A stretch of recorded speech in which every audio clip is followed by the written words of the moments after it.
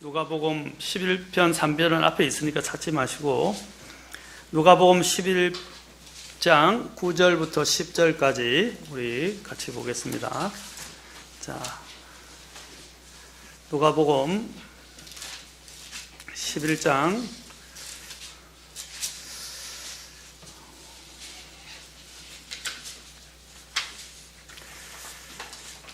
자, 9절부터 10절, 그 다음 먼저 10편, 11편 3절입니다. 10편, 11편 3절. 자, 같이 암송하겠습니다. 시작. 기초들이 무너지면 어려운 자들이 무엇을 할 수 있으리요? 자, 누가복음 11장 9절, 10절 또 같이 읽겠습니다. 시작. 내가 또 너희에게 이르노니 구하라 그러면 너희에게 주실 것이요 찾으라 그러면 너희가 찾을 것이요 두드리라 그러하면 너희에게 열릴 것이니 구하는 자마다 받고 찾는 자는 찾으며 두드리는 자에게 열릴 것이니라. 기도하겠습니다. 하나님, 오늘 또 저희들을 이 자리에 또한 주님의 이 경배의 자리에 불러 모아주시고 인도해 주셔서 감사합니다. 주님, 이 경배가 최고의 경배가 되고 주님께 영과 진리로 경배드리는 자리가 되도록 인도해 주십시오. 성령께서 이 말씀을 사용하시고 또 능력 있게 담대하게 말씀을 선포할 수 있도록 저를 사용해 주시고 인도해 주옵소서.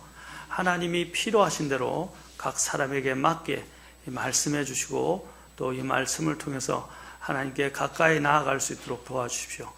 주님께 이 모든 시간을 의탁하오니 주님 긍휼로 은혜로 덮으시고 인도해 주시기.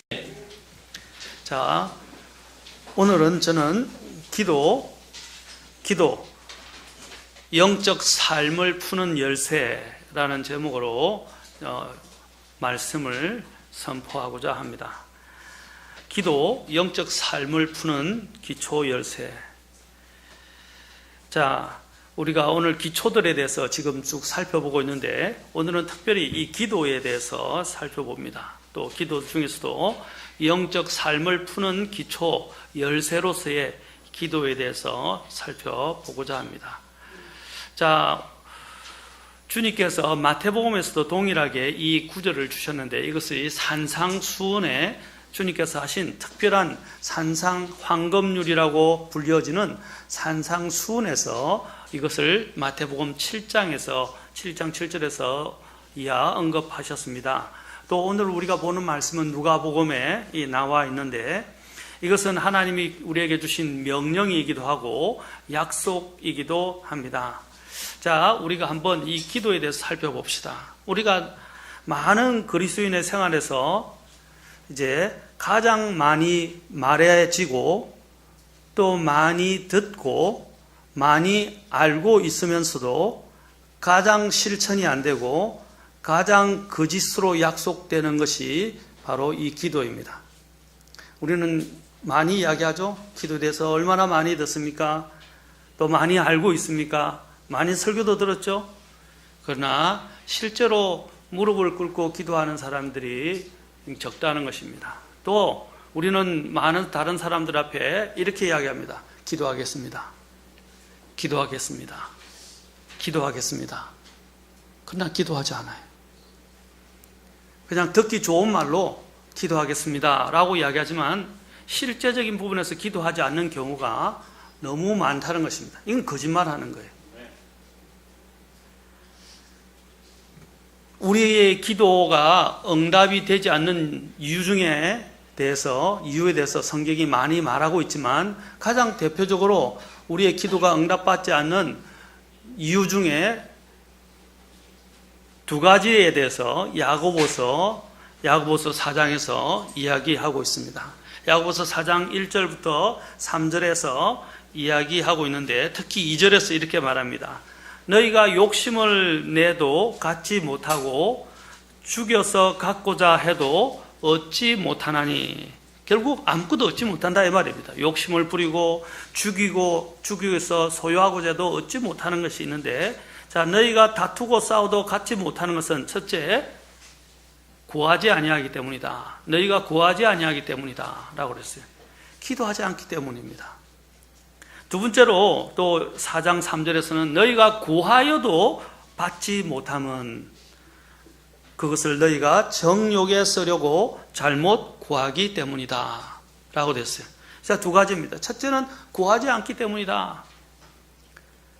그 다음에 두 번째로는 바로 정욕에 쓰려고 구하여도 잘못 구하고 있기 때문이다 라는 것입니다. 기도는 우리 그리스도인의 삶에 있어서 기본입니다. 그리고 기초입니다. 삶을 이루는. 그러나 이 기본과 기초가 빠져버리면 어떻게 해요? 삶이 안정적일 수가 없죠. 안정적이란 말은 모든 게 편안하다는 뜻을 말하는 게 아닙니다. 내 마음에 평안이 없어지는 거예요. 내 마음에 기쁨이 없어지는 거예요. 내 마음에 능력이 없어지는 것입니다. 그 이유가 뭡니까? 우리의 기본적인 삶을, 사람이 모든 것들은 기본이 있어야 되는데 기본이 다져지지 않으면 삐끄덕거리게 돼 있고 불안정하게 되고 요동하게 되는 것입니다. 그 기본적인 삶으로 하나님께서 우리에게 주신 것이 바로 기도라는 것입니다.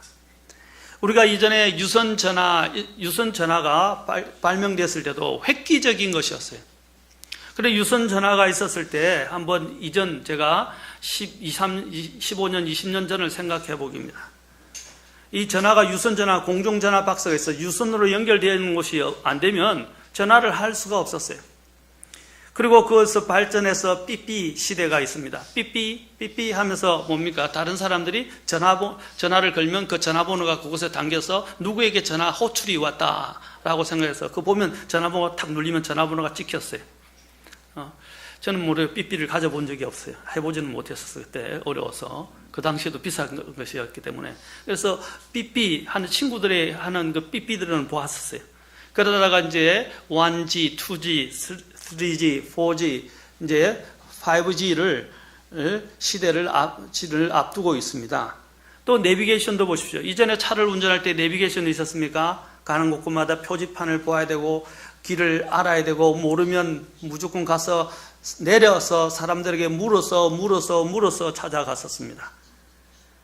그 다음에 휴대폰이 없었기 때문에 길을 알 수가 없어서 유선전화로 꼼꼼하게 적어가지고 찾아가고 또 길을 물어서 유심하게 물어서 듣고 거기에 따라서 안내에 따라서 길을 찾아갔었습니다. 그러나 오늘날은 기술 혁신이 이루어져서 오늘 손안에 모든 것이 다 들어있게 되었습니다. 그리고 이전에 또 전화할 때도 각 큰 회사에서 전화하면 각 큰 회사에 각 부서가 있고 부서마다 각 고유의 전화번호와 교환번호가 있었습니다.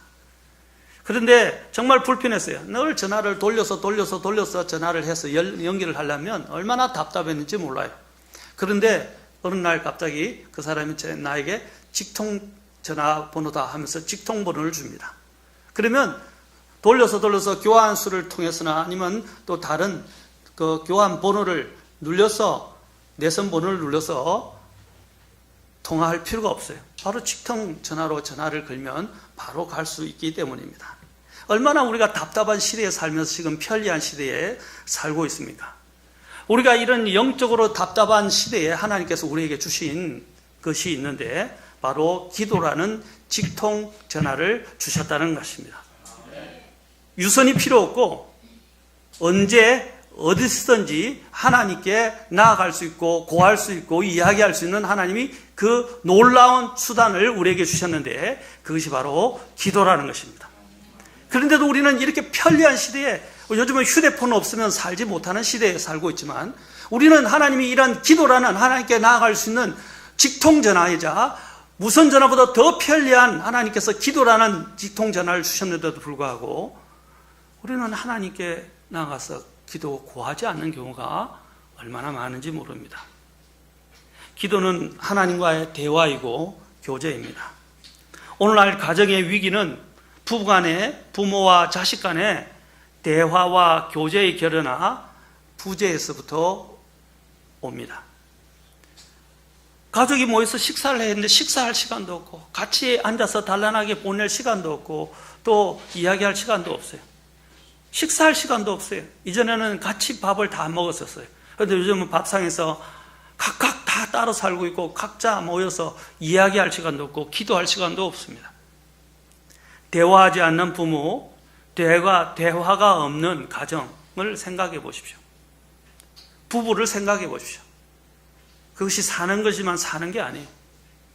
대화가 없는 부부를 하면 얼마나 썰렁합니까? 건조합니까? 각자 자기 삶은 그냥 한 지붕 아래 각자 삶을 사는 거예요. 아이들도 마찬가지입니다. 다 바빠서 각자의 삶을 살아서 서로 안에 대화를 이야기할 수 있고 서로의 마음을 공감하거나 나눌 수 있는 여유가 없습니다. 교회의 유익점이 뭡니까? 여러분, 교회가 좋은 이유 중에 하나는 그래도 교회에 다니는 성도님들은 가족끼리 와서 같이 교회를 나올 수 있다는 거예요. 그래도 같이 차를 탈 수 있고 같이 걸어올 수 있고 같이 교회에 와서 이야기할 수 있고 같이 다닐 수 있다는 겁니다. 얼마나 좋은지 모릅니다. 영적인 것을 서로 공유할 수 있다는 것이죠. 하나님께서는 이러한 상황에서 이 대화가 없는 이런 가정을 보실 때 어떻게 생각하겠습니까? 그것은 가정의 위기를 초래하는 가장 중요한 요소입니다.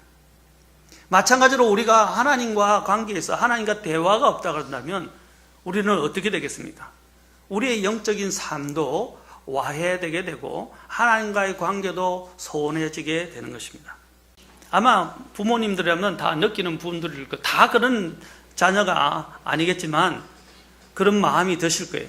하나님도 마찬가지입니다. 하나님이 우리를 부르셨을 때 고린도전서에 보면 하나님께서 우리를 교제하려고 부르셨다라고 말하고 있어요. 우리와 교제하게 하시려고, 우리 주 예수 그리스도 안에서 우리와 교제하시려고 우리를 부르셨다라고 말하고 있습니다.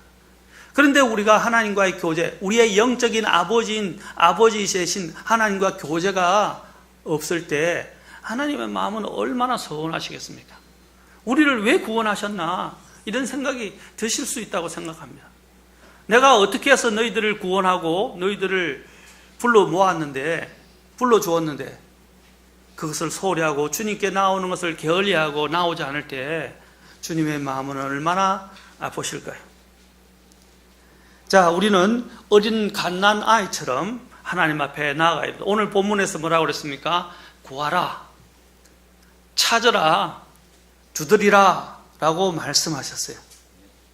오늘 여기 보면 이 누가복음은요, 기도에 대해서 다른 사복음서보다 기도에 대해서 더 많이 말씀하고 있고, 특히 우리 주 예수님이 인간으로서 겪는 고뇌에 대해서 엄청 많이 자세하게 이야기하고 있습니다. 다른 데보다 훨씬 비중들이 많아요.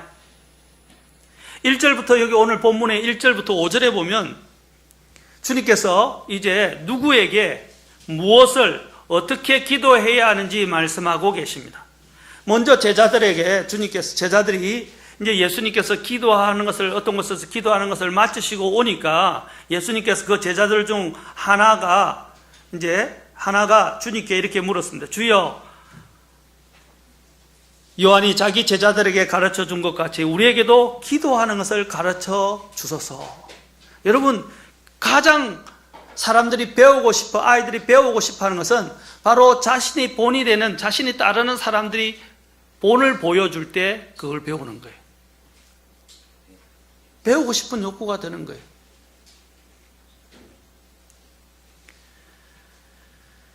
예수님께서 기도 생활을 게을리 하시지 않고 기도 생활을 이렇게 부지런히 하셨을 때 제자들은 예수님의 그 기도하는 모습을 보고 이제는 기도를 배우고 싶어 했습니다. 그래서 우리에게 기도하는 법을 가르쳐 달라고 했습니다.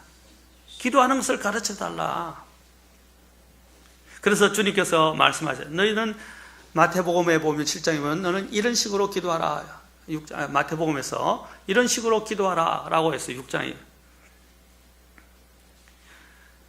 그러면서 기도의 패턴, 누구에게 기도해야 하는지, 무엇을 기도해야 하는지, 어떻게 기도해야 하는지 주님께서 1절부터 5절에서 말씀해 주셨습니다. 오늘은 본문 이것이 아니기 때문에 그 다음에 이제 오늘 바로 읽었던 본문 바로 앞에 5절부터 8절에는 주님께서 뭘 말씀하십니까? 구하고 찾고 두드리는 것이 어떻게 하는 것인지 무엇인지에 대해서 먼저 신뢰를 들어서 말씀해 주셨습니다. 사례를 들어서. 오늘 여기 보면 앞에 5절부터 8절을 한번 보십시오. 5절부터 8절에 보면 그분께서, 주님께서 가르쳐 주신 기도에 대해서 누구에게 무엇을 어떻게 기도했는지 가르쳐 주시고 5절에서 그 거기에 대한 하나의 사례를 말씀해 주십니다.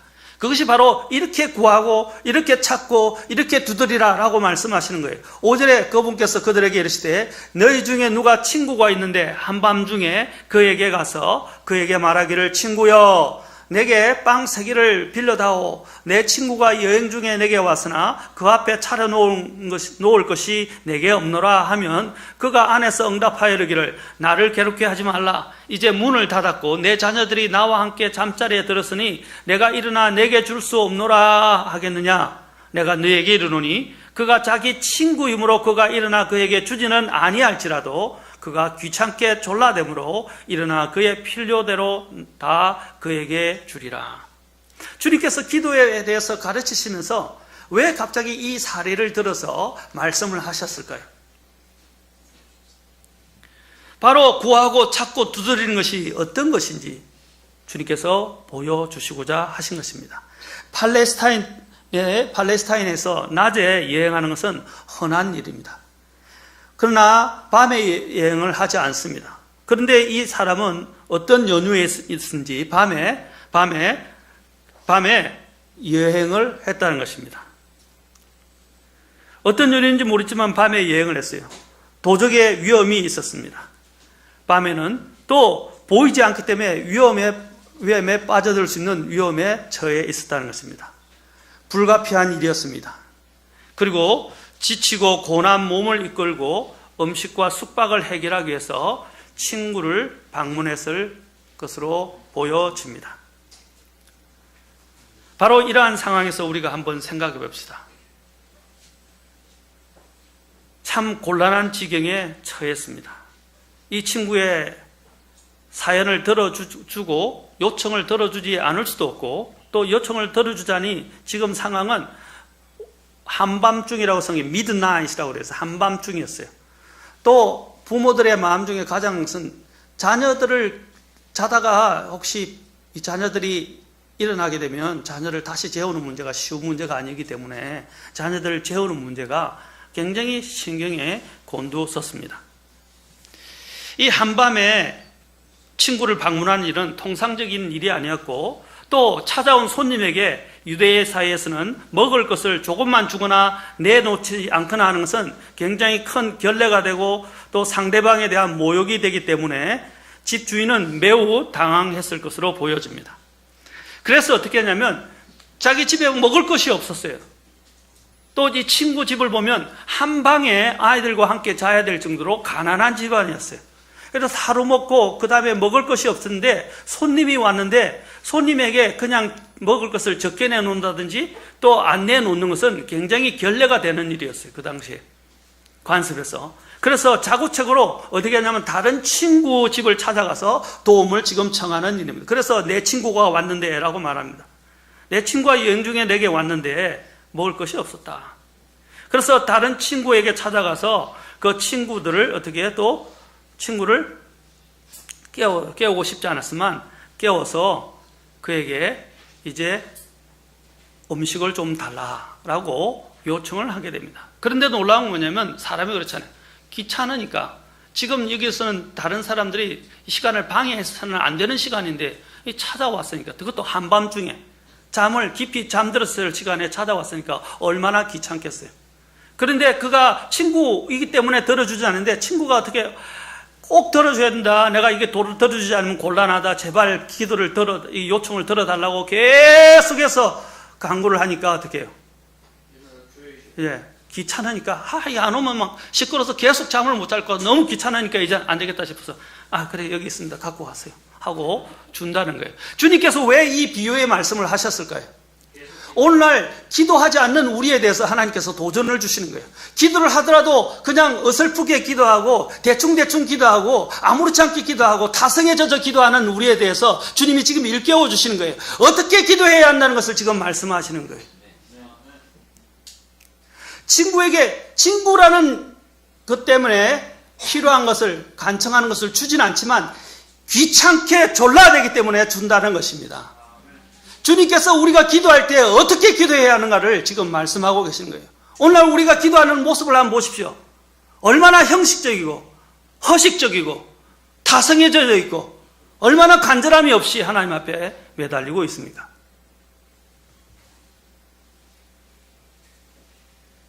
오늘 이 귀찮게 졸라대므로라는 이 그리스 아나이데이아라는 말은요, 부끄러움이 없다, 파렴치하다, 때나 장소나 사람을 가리지 않고 굉장히 귀찮고 성가시게 하는 것을 말하는 것입니다.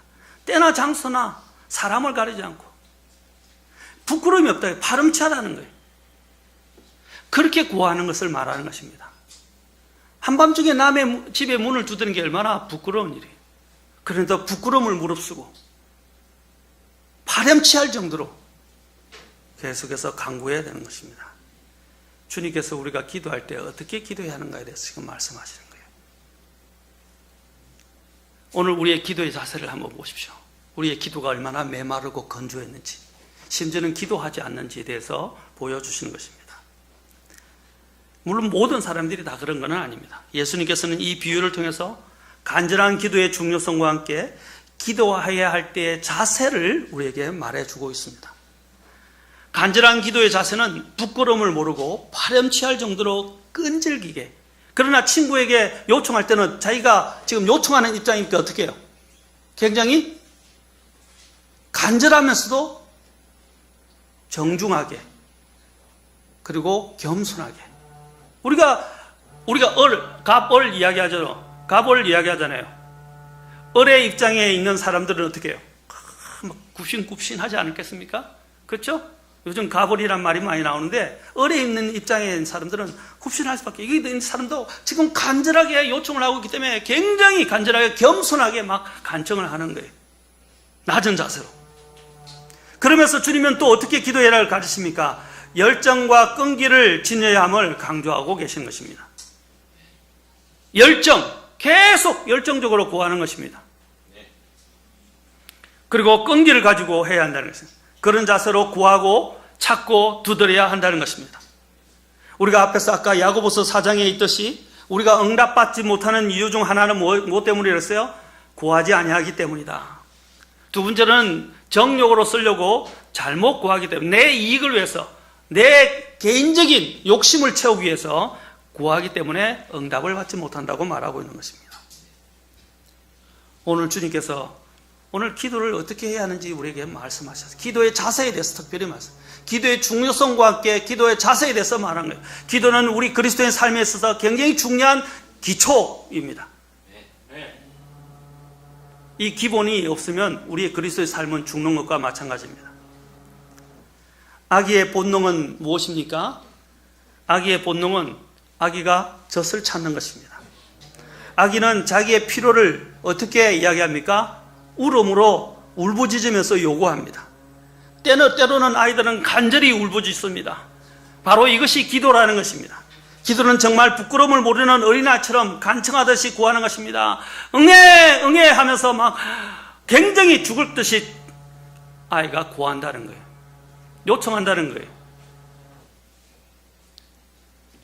초신자들이 거듭나서 처음부터 어른처럼 능숙하게 기도할 수 없고요, 그런 것을 기대할 수는 없을 것입니다.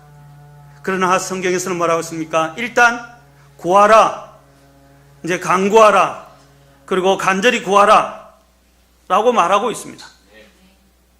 어린아이들이 뭘 압니까? 아이들은 필요해서 필요한 대로 구하는 것입니다. 처음에 우리가 어린아이처럼 영적으로 다시 태어났을 때, 거듭났을 때 제일 먼저 해야 되는 것은 그냥 구하는 거예요. 그런데 초신자들의 기도는요, 하나님 다 들어주세요. 정말 잘 들어주세요. 하나님께서는 일단 구하라 그러셨어요. 배고픈 가난아이가 엄마에게 울부짖듯, 때로는 죽을 듯이 숨이 넘어갈 듯이 그렇게 울부짖으라고 말씀하고 계십니다. 이렇게 우리는 하나님 앞에 나가야 합니다. 뭐든지 일단은 구하십시오. 그러나 이제 성숙하면 무엇을 어떻게 구해야 할지 우리는 배우게 됩니다.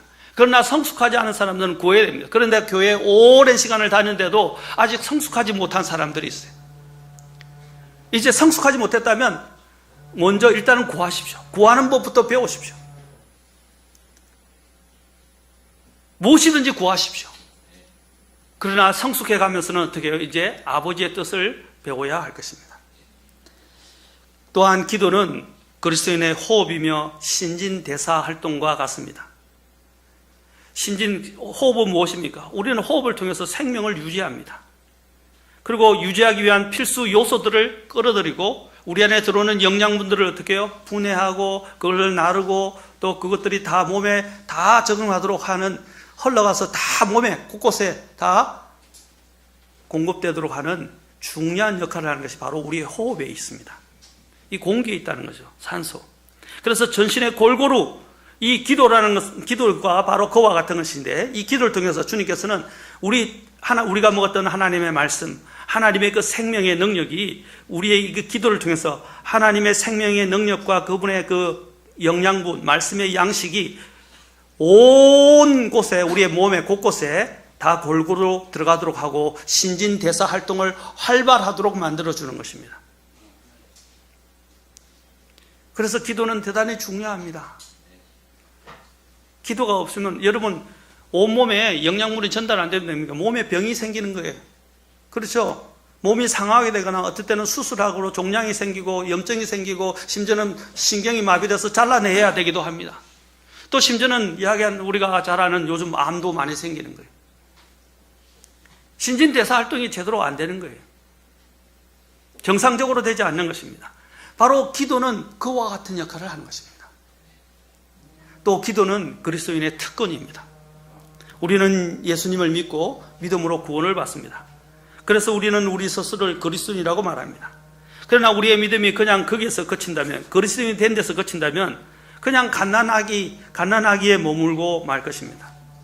우리가 예수님을 믿고 하나님의 자녀가 되어 그리스도인으로 산다는 것은 이제 주님께서 우리의 삶 가운데 구체적으로 오셔서 우리를 통해 하나님의 이러한 역동적인 생명의 역사를 행하신다는 것입니다. 그렇게 되면 어떻게 해요? 이제 삶이 변화되고요, 가치관이 바뀌게 되고, 삶의 열정이 달라지게 되고, 삶을 바라보는 관조도 달라지게 되고, 복음을 또한 이 소중한 생명의 복음을 선포하게 되고, 또 다른 사람들을 위해서 이타적인 삶을 살게 된다는 것입니다. 변화가 일어나는 것입니다. 그런데 이런 변화가 일어나지 않는다면 그 믿는 것이 아니에요. 믿음이라는 것은 하나님께서 바로 나를 통해서 이제 하나님께서 일하시도록 나 자신을 내어주는 것입니다. 그러나 분명히 믿음을 가지게 되고 구원을 받은 사람들에게는 그것이 크든 작든 그게 시간이 걸리든 간에 어쨌든 간에 그것은 이미 변화는 시작되었고 변화의 모든 능력은 주어졌고 변화를 위한 생명도 주어졌고 그 변화를 통해서 조금씩 변화가 일어나기 시작한다는 것입니다. 그 변하는 과정 중에는 어려움이 올 수도 있고 고난이 찾아오기도 하고 그렇죠? 여러 가지 역경들이 찾아오기도 합니다. 심지어는 옛사람과 새사람 간의 싸움 속에서 부조화를 경험하기도 하고 또 어떤 때는 영적으로 실패해서 넘어지고 자빠지기도 합니다. 그럴 때 우리에게 이것들을 다 조화롭게 만들고 이길 수 있게 하고 모든 이러한 여러 가지 싸움에서 신진대사 활동을 더 적극적으로 해서 할 수 있도록 만들어주는 것이 있는데 바로 기도라는 것입니다. 우리에게 병균이 침투하면 제일 먼저 하는 걸 뭡니까? 그 병균을 하기 위해서 그렇죠? 백혈구가 일하기 시작합니다. 그렇죠? 그 신진대사 활동이에요. 악을 몰아내고 그렇죠? 그리고 정상적으로 이 몸이 회복될 수 있도록 그 적과 싸우는 거예요. 마찬가지입니다. 기도는 바로 하나님과 호흡을 통해서 우리 안에 있는 불순물들을 후 내뱉고 또 하나님이 주시는 생명의 능력을 다시 우리 안에 빨아들이는 거예요. 마셔들이는 것입니다. 그게 신진대사 활동에서는 필수적입니다. 바로 기도가 이러한 일들을 한다는 것입니다. 기도는 우리의 또한 이러한 신진대사 활동을 위한 가장 중요한 요소일 뿐 아니라 바로 이것은 우리의 특권이기도 합니다. 하나님께서는 이 기도를 다른 동물들에게 주시지 않으셨어요. 이 기도를 주님은 천사들에게 주시지 않으셨어요. 이 기도의 특권을 하나님은 우리 믿는 그리스도인들에게 주셨다는 것입니다. 안 믿는 자의 기도는 하나님 듣지 않아요. 안 믿는 자의 기도 중에 듣는 기도 중에 한 가지는 하나님이 허락해 주셨어요. 회개하고 구원을 요청하는 기도에 대해서는 주님이 들어주십니다. 그러나 그 외에는 주님께서 죄인의 기도는 들어주시지 않는다 그랬어요. 우리 믿는 자들에게 하나님께 나아갈 수 있는 직통전화로서 주신 것이 무엇이냐? 바로 기도다라는 것입니다. 직통전화. 얼마나 우리는 편리한 세상에 살고 있습니다. 어떤 분은 재미있게 이야기하더라고요. 하나님께서 우리에게 고유의 직통전화번호를 주셨는데 66국의 3927이다 이렇게 이야기를 하더라고요. 성경 66권, 구약 39권, 신약 27권. 그래서 66국의 3927. 또 어떤 분은 더 나아가서 또 거기서 교환번호를 해야 되는데 교환번호가 어려우니까 거기서 바로 교환번호를 이미 가르쳐 주셨어요. 333이다 이렇게 이야기를 합니다. 예레미야서 33장 3절이라고 이야기합니다. 부르짖으라 이 말이에요. 그럼 내가 알지 못하고 크고 능력 있는 일들을 내게 보이리라 라고 약속해 주셨습니다. 하나님께서는 우리 모두에게 가장 잘할 수 있는 재능들을 하나 이상 주셨습니다. 그러나 내가 무엇을 잘할 수 있는지 또 하나님께서 내게 무엇을 하도록 하는지 잘 모릅니다. 그럴 때 우리는 무엇을 해야 됩니까? 사도행전 9장에 보면 사도 바울이 처음에 회심을 했을 때 그가 구한 것이 무엇입니까? 주여 내가 무엇을 하기를 원하시나이까? 내가 무엇을 하기를 원하는지 몰라요. 하나님께 구하라 이 말입니다. 구하라 이 말입니다. 그러면 하나님께서 구체적으로 우리에게 지시해 주실 것입니다. 많은 사람들이 나는 하나님 뜻을 모르겠어요. 하나님이 뭘 원하시는지 모르겠어요. 첫째는 성경을 읽어라 이 말이에요. 두 번째는 하나님께 구하라 이 말입니다. 구하면 하나님께서 그런 길로 우리를 인도해 주십니다. 인도해 주십니다. 하나님은 우리의 아버지이실 뿐 아니라 우리의 인도자이십니다. 우리의 길을 잘 아시는 분입니다. 그 우리의 길을 다 아시는 완전한 길로 인도하시는 하나님께 우리 자신을 의탁할 필요가 있습니다. 우리는 아직도 그 길이 어떤 길인지 모르고 그 길을 가는 데는 여러 가지 그 길을 헤쳐나갈 수 있는 능력이 부재합니다. 그 길을 아시고 그 길을 통과할 수 있도록 도움을 주시고 그 길의 안내자가 되어주시는 분이 바로 주님이십니다. 우리는 그 주님께 우리는 이제 기도로 나아가서 구해야 합니다. 하나님께서는 주시겠다고 그랬어요. 구하라! 그러면 뭐라 그랬어요? 주실 것이요 라고 말씀해요. 구하라! 그러면 너에게 주실 것이요. 찾으라! 그러면 너희가 찾을 것이요.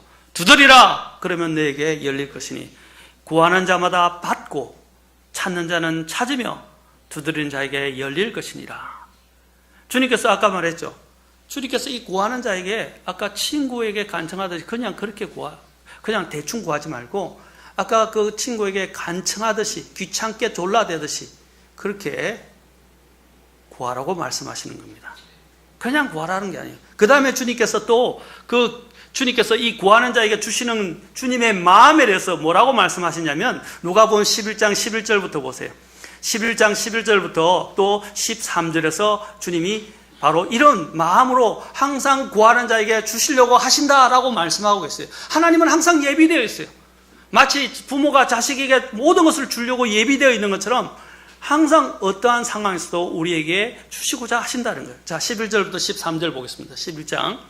자, 같이 읽겠습니다. 시작. 너희 중에 누가 아들이 빵을 구하면 아버지가 되어 그에게 돌을 주겠느냐?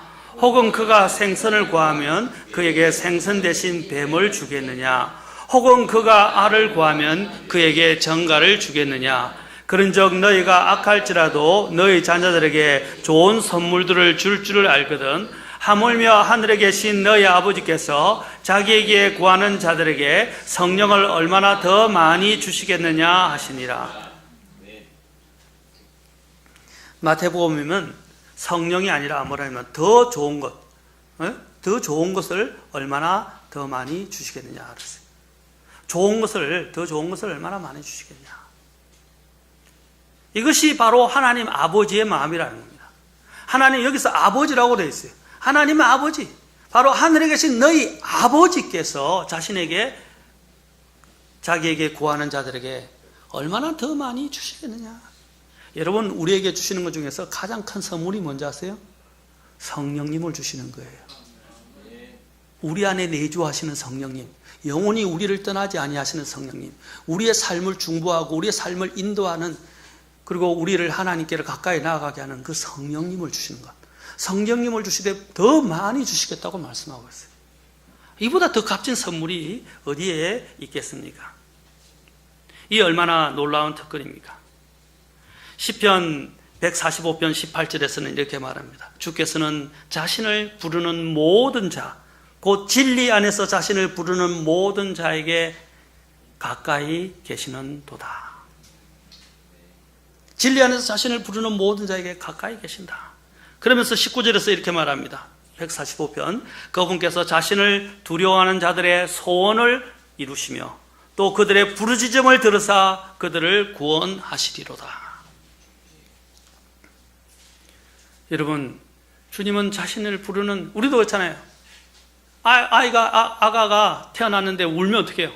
엄마가 가까이 다가가거나 달려가죠. 맞습니까? 마찬가지입니다. 하나님은 그 간구하는 사람들의 기도를 들으시고요, 다가가시고 그들의 필요에 세세하게 응답해 주신다는 사실입니다. 사랑하는 성도 여러분, 아까도 제가 서두에 말했죠. 우리의 가장 큰 문제가 뭐냐? 기도 응답을 받지 못하는 삶의 가장 큰 문제는 기도하지 않는다. 기도할 때 자세가 너무 형식적이고 흐려지기다. 간절하지 못하다. 그 다음에 또 한 기도가 뭡니까? 내 정욕대로 쓰려고 잘못 구하고 있기 때문에 기도 응답을 받지 못한다. 오늘 하나님, 주님께서는 오늘 이 말씀을 통해서 우리가 어떤 자세로 하나님 앞에 나아가야 하는지, 얼마나 간절하게 주님 앞에 구해야 하는지, 또 간절하게 주님 앞에 구하면 주님께서 어떻게 해주시는지, 어떻게 응답해 주시는지 오늘 이 말씀을 통해서 우리에게 말씀해 주고 계십니다. 기도의 사람이라 불려지는 이엠 바운드는 새벽 4시에 일어나서 3시간 동안 기도했다고 합니다. 그는 거침없이 기도하라고 외치면서 그는 기도할 때 주저하지 말라, 망설이지 말라, 절대로 멈추지 말라라고 권면을 했습니다. 그래서 그는 기도 응답을 받기를 원한다면 정말 간절하지 못하면 누리지도 못한다고 말했습니다. 응답을 받을 때까지 절대로 기도를 멈춰서는 안 된다는 것입니다. 그래서 이렇게 말합니다. 넘치도록 쌓여있는 하늘 창고에서 갖다 쓰라. 넘치도록 쌓여있는 하늘 창고에서 갖다 쓰라. 기도는 삶에서 단지 중간중간에 끼워 넣는 사파가 아니다. 오히려 모든 삶이 기도를 위한 준비이며 기도의 결과이다. 모든 삶이 기도를 위한 준비이고 또 뭐라고 했어요?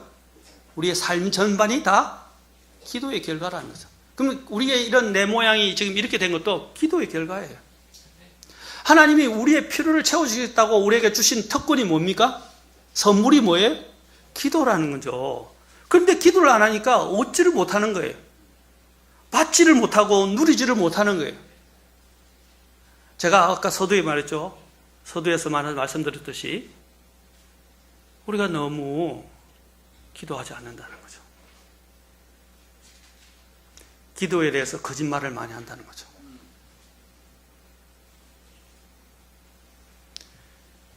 기도라는 것은요, 우리가 하나님의 자녀들이 누릴 수 있는 특권입니다.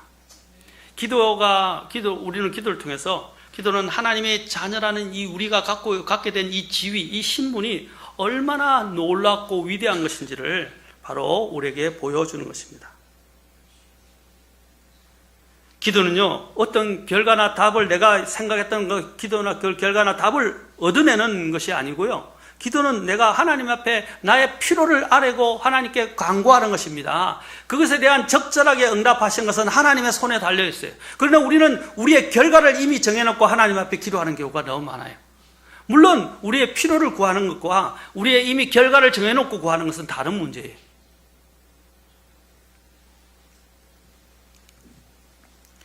우리는 하나님 앞에 소통할 수 있는 그 특권, 그 기회가 기도입니다.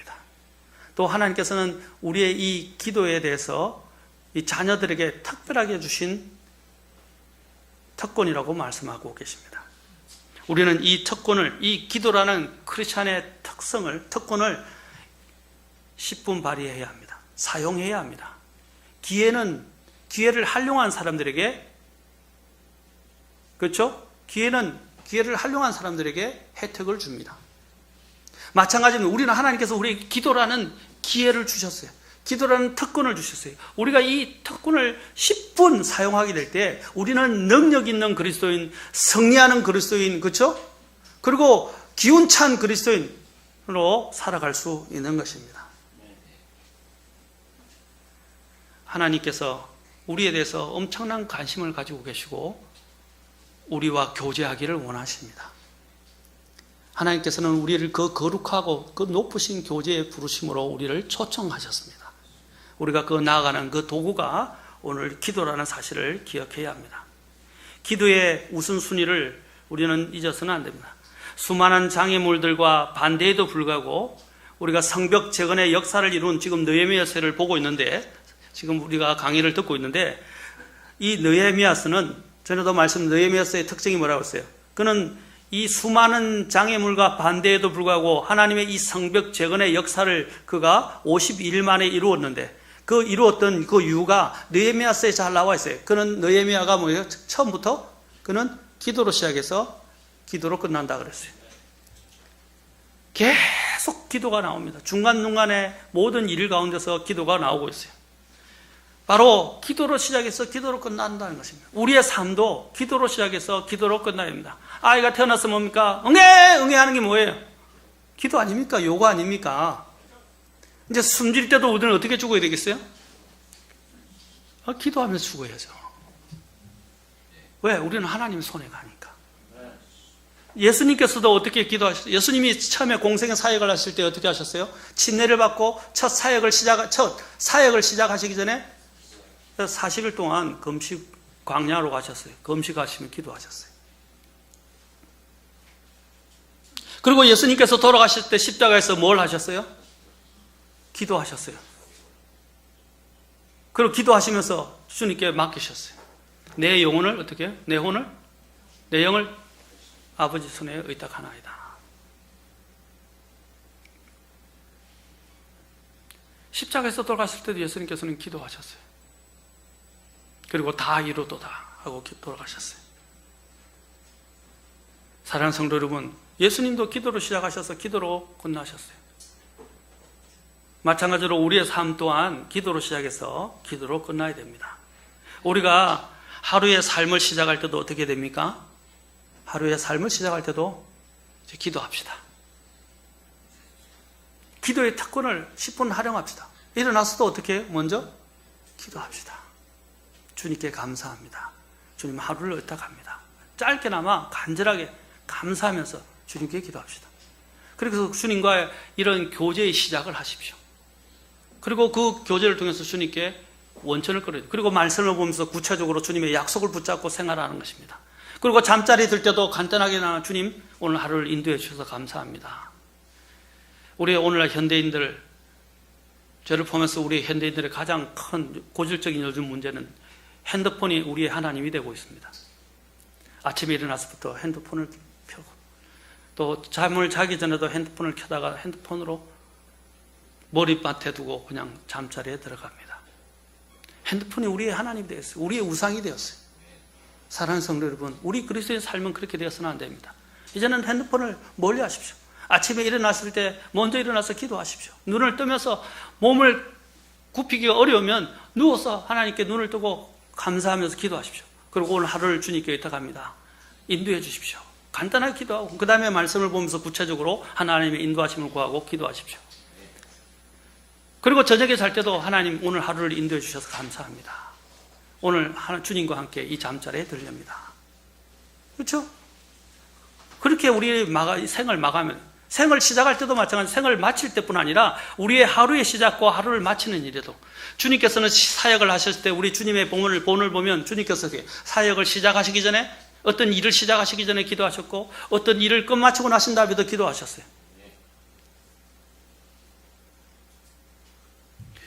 여러분, 이거는 나쁜 거 아니에요. 그건 종교적인 거 아니에요. 우리가 어디 가거나 나무 집에 가거나 아니면 교회에 오면 사람들이 보통 일반 교회 신자들도 많이 그러죠. 오면 먼저 앉아서 기도부터 하죠. 또 나갈 때도 기도하고 합니다. 그것이 바로 바람직한 거예요. 그것은 남에게 보이기 위해서 그 집에서만 하는 게 아니라 우리의 개인의 삶에서도 우리에게 필요한 거예요.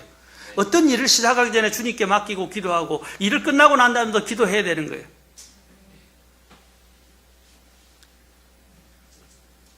아침에 매튜 헤일이라는 분은 이렇게 말해요. 아침에 하나님의 말씀을 읽고 기도하는 시간을 빠뜨리면 하루를 온전히 보낼 수가 없다.